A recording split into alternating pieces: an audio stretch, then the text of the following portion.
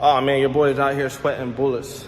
But look, quick message for you. You gotta get up, you gotta focus on your health because that's your true wealth at the end of the day. If you guys know us, we're all about building the wealth. We're all about, cash flow and all that stuff. But our true wealth at the end of the day is ourselves, our physical selves, our health, right? Our body. So we got to make sure that we're taking care of ourselves. We got to make sure that we're getting into the gym and staying in motion, getting that blood flowing. And once you do it like in the morning, it gets you ready to conquer your entire day. There's just something about it. It's like you get an energy or an aura over you that like, you know what? I can achieve and do anything that I want to do. And hey, we're going to get stuff done. So you got to remember, take care of yourself. Because what's the point of having a Bugatti, a mansion, and everything that you want in life if you can't even enjoy it?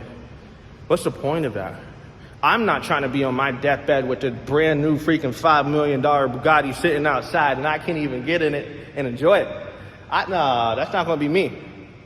And I don't want that to be anyone. So we got to get out there. We got to do our thing. We got to focus on our health.